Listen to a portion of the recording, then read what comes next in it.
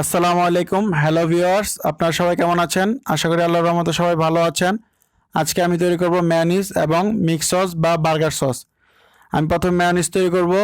আর mayonnaise তৈরি করার জন্য আমি যে সকল উপকরণ নিয়েছি তা হচ্ছে ডিম, চিনি, গুঁড়া দুধ, লেবুর রস, সয়াবিন তেল এবং ভিনেগার।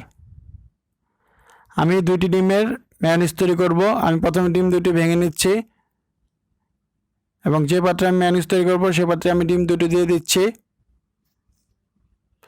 আমি আগে থেকে একটি বড় সাইজের লেবুর রস চিপে নিয়েছিলাম, এখন আমি লেবুর রস দিয়ে দিচ্ছি। ভিনেগার দিয়ে দিচ্ছি 2 টেবিল স্পুন।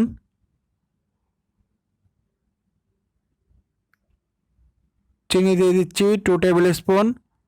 আপনারা আপনাদের পছন্দ এবং স্বাদ অনুযায়ী চিনি কম বেশি দিয়ে নিতে পারেন। গুঁড়া দুধ দিয়ে দিচ্ছি 3 টেবিল স্পুন। আপনাদের যদি আমার ভিডিওগুলো ভালো লেগে থাকে তাহলে আমার চ্যানেলটি সাবস্ক্রাইব করবেন এবং লাইক, কমেন্ট, শেয়ার করতে ভুলবেন না। এখন আমি একটি হ্যান্ড ব্লেন্ডারের সাহায্যে ব্লেন্ড করে নিচ্ছি। ব্লেন্ড করার সময় আপনারা মেয়োনিজ তৈরির জন্য যে তেল নিয়েছিলেন তা একবারে না দিয়ে অল্প অল্প করে প্রথম থেকে শেষ পর্যন্ত ব্লেন্ড করবেন। এইভাবে মেয়োনিজ তৈরি করলে আপনাদের তৈরিকৃত মেয়োনিজ হবে পারফেক্ট মেয়োনিজ।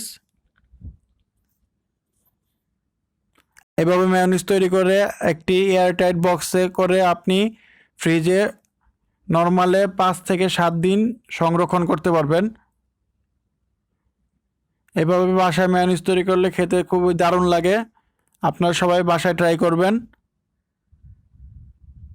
3 থেকে 4 মিনিট ব্লেন্ড করার পর তৈরি হয়ে গেল আমার মেয়োনিজ। এখন আমি তৈরি করব মিক্স সস বা বার্গার সস বা শর্মা যে সস আমরা ব্যবহার করে থাকি সেই সসটি।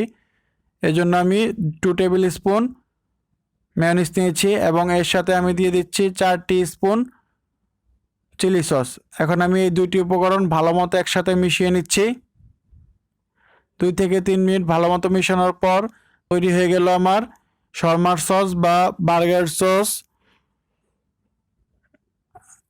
তৈরি হয়ে গেল আমার মেয়োনিজ এবং বার্গার সস